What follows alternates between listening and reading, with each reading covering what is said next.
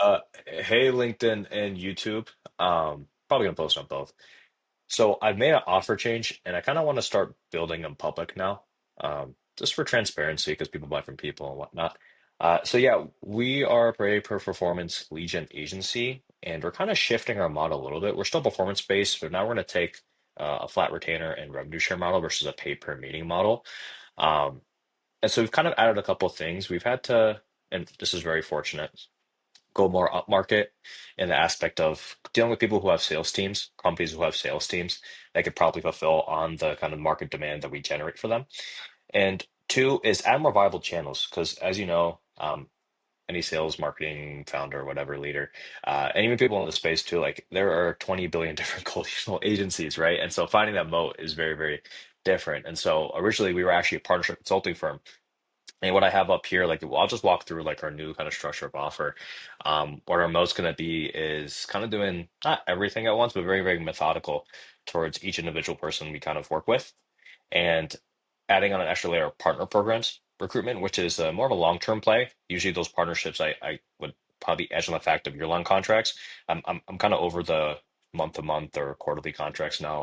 Our minimum contract size timeline is roughly 6 months to now almost a year, um, looking at multi-year eventually down the line as we build more credibility in the space. But kind of diving into what we have here is like our whole process is like, of course, like in the beginning, once we onboard someone, we collect their data, perform a total addressable market assessment, right? Different market signals, typically on the onboarding process. We'll build this market analysis document, even in the sales process too, depending on how we want to nurture.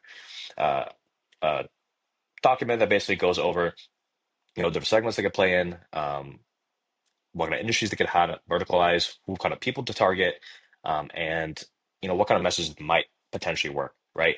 And so then we assess the different viable marketing channels, and so you know we see a lot of different traction from depending on what ICP they have. So if like you're a construction software, like they're not going to be on LinkedIn. And so LinkedIn outbound does not work.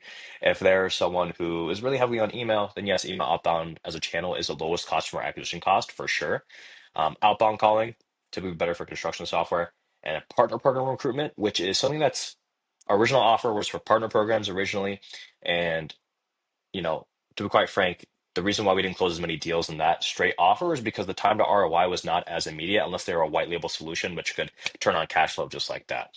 And so what we noticed though is, I mean, there's still a demand for it. Like we were getting on calls, like it was no problem. It's with the actual justification for those companies that want to actually build out that program. First of all, they need to be a lot more mature.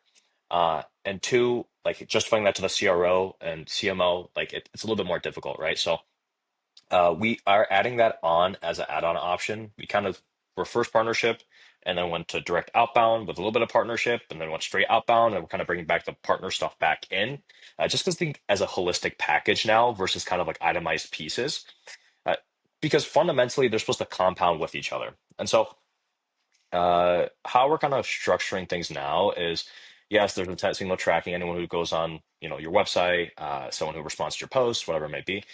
Those are typically hotter leads. And then, obviously LinkedIn, email, outbound, and then leveraging partners, recruiting partners, and then enabling those partners is a whole separate track, which is why we're trying to edge for year-long cases where it's a whole process, which I kind of dive into a little bit later. But yeah, so the outbound email, right?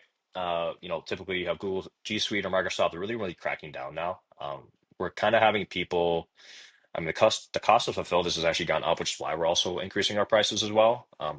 If we want to keep a quality of service, we kind of have to increase prices, and I don't want to play the price game. I'd rather be a quality service than a commodity. And so, we get inboxes, isolated IP email sequencing tools that make sure that we're not landing in the, spam folder and sending to roughly 1,000 to 100,000 emails per day. Volume is the name of the game here. Of course, you can optimize as much as you can. However, I think as a channel as a whole, that's the opportunity to kind of leave it like an ads channel almost, like paid advertisement. Then, we're going through outbound calling infrastructure where, we'll place the trained caller on the offer itself. So, for current clients, we have not rolled this out fully yet. We're piloting this with a couple new clients that are coming in. Ideally, we have this value proposition for more enterprise level companies or mid-market level companies where they have a couple BDRs, a couple SDRs who are kind of doing like 20 different jobs at once. They're using data providers. Like there's a huge, huge sunken cost. And so how can we be basically two BDRs worth, or be the price of two BDRs um, for the output of like, let's say like six or seven, right? And so that's the value where we're kind of positioning ourselves in the market as versus like, hey, let's just get you enough money to help pay your bills next month, right? Where like the SMBs kind of play at. So set up caller and auto dialing system, set up joint CRM for the lead management. Ideally, get more dials per day. Again, outbound calling is very, very logistically intense.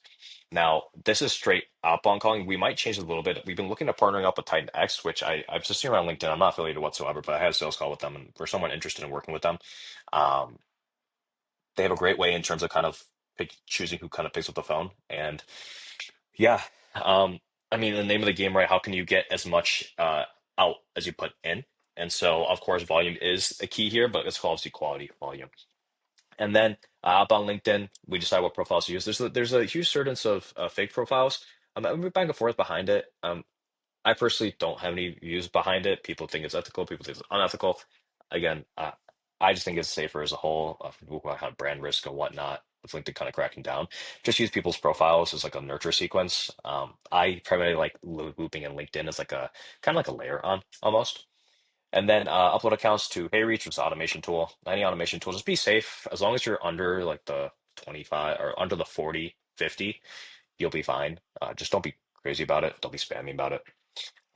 And then the intent signal tracking workflow, signal tools, right, where it's RBDB, which is website engagement, Triggerify with LinkedIn engagement, and Teamfluence for LinkedIn profile visits. And these are campaigns that are really great for, kind of going through things and getting those kind of warm, hotter leads that are closer at the middle or bottom of the funnel. And then this is the kind of the meat sauce I kind of want to get into a little bit, which is the partner program recruitment, which I mean, we've had a lot of people actually reach out to us for partnering up and almost white labeling our solution, actually. It's a hard thing to do. And so fundamentally, to demystify the difficulty of it, fundamentally what outbound is spreading across your message to someone else in a manner in which they have not quote unquote opted in, but a way in which there's a channel in which you can spread across your message, right? That's what outbound really is. And so, partner program recruitment, these partners are meant to sell on your behalf. Now, there's obviously a little more in between steps, which I'll dive into on our services website. Um, but fundamentally, as a whole, right, it's the same kind of process. Are there any partners like checking out your website? Are there any partners you can reach out to on LinkedIn? Are there any partners that you can reach out to on email? Any partners for outbound calling? Right? There's literally an enterprise segments. The multi-billion-dollar company I work for, Checkpoint, they literally had partner account managers who would actually cold call partners to get on meetings to actually work with them. Right? So at the name of the game, it's about leverage. And if you can recruit a partner, right, and let's say you got all the steps in between, right, which I'll dive into. If you have one partner that can bring you in 20 deals per year, right? And now imagine you had a fleet of 100 partners where it's not just like a BDR where it's cold calling, but there's also the aspect of a partner has social arbitrage, right? Where you can leverage their social capital, their relationship to get in the door with someone who you might not necessarily get in the door of like already. And so that's where these enterprise level players actually really play at. And like I had a phone call with a CEO, the roughly 350 million, very, very niche market. We initially came on for outbound stuff, and I was like, hey, listen, like this is not a good fit. Like you guys go more of like an ABM kind of style approach. That's just not our ICP.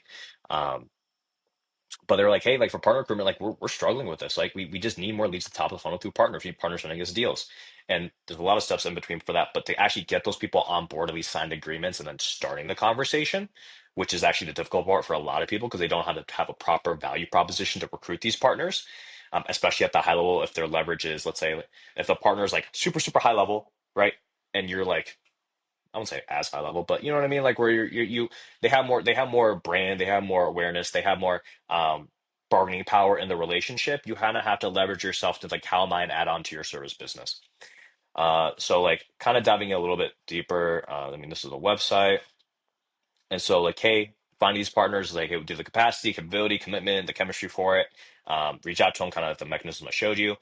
Convert them through, value props, pitch decks, pre-call briefs, and then eventually building an enablement engine where Zapier does a really good job of this. I know they're PLG, but they have a really good job in terms of having like backlinks and sublinks and subdomains and of creating creating ways in which they create an ecosystem in which people want to partner with them because Zapier just takes a certain portion or creates the customer experience to enable people to actually use and leverage a whole ecosystem of solutions, which ideally in 2026, with everything being API driven, MCP driven, like it has to be done. Right? If you're a software, it has to be done. If you're services, like to be quite frank, like it kind of has to be done as well, right? You need to create an ecosystem. You create like the idea is like no one buys a solution or service to quote unquote solve just one individual problem. That's gonna make every single like if you maybe rephrase. No one buys a solution or service to solve 20 billion different problems. They typically buy it for one specific problem, and they need a bunch of different solutions to solve their overarching problem. Now, if you can create an ecosystem that enables that, that's where the key game of partnerships kind of comes into play. And so co-selling, hey, how do you actually go to market with deals together? Blah blah blah. Right. I won't bore you. You guys can just dive in deeper for some of my YouTube videos. But yeah, then we leverage everything to Cloud Code.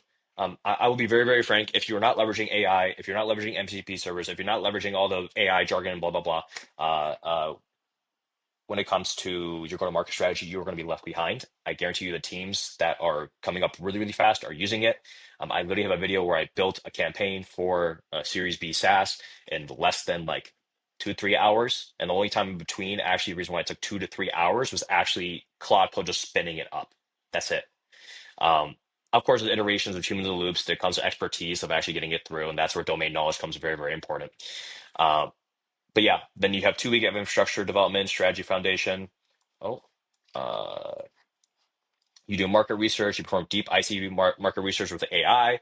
You script total addressable market, of course, doing your basic firmographics of what kind of people you're going to reach out to, do the enrichment, kind of qualify the criteria, the seniority department, sub industry, friendly with messaging. This is really, really key too, right? So, you want to speak a message towards someone specific pain problem that they could individually relate to, right? And so you notice, like, yes, you can have an overarching, solution or overarching message that's like, hey, we solve XYZ problem for these kind of companies, right? But imagine you said, hey, I solve XYZ problems for your type of role and your type of size of company for this specific time of the year. Imagine how niche that problem is that you're communicating to. And it gets better with AI. And of course, don't be creepy about it. But the idea is here, like, what is outbound is just a way to convey your message to someone who doesn't know you yet, right?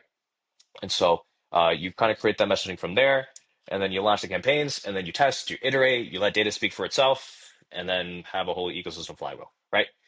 Just wanted to kind of build in public a little bit, show what we're kind of doing. At least for the go-to-market side, I have my own personal projects I'm kind of working on that we'll see how long this will last. But yeah, super, super cool stuff. I'm pretty excited. Getting a lot more inbound traction, which is super, super cool.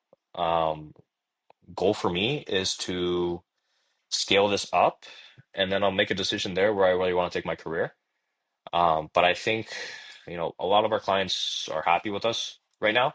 Um, of course, there's occasional churn, which sometimes, outbound might not be the best channel for some people, but yeah, I guess that's just it for now. Thanks.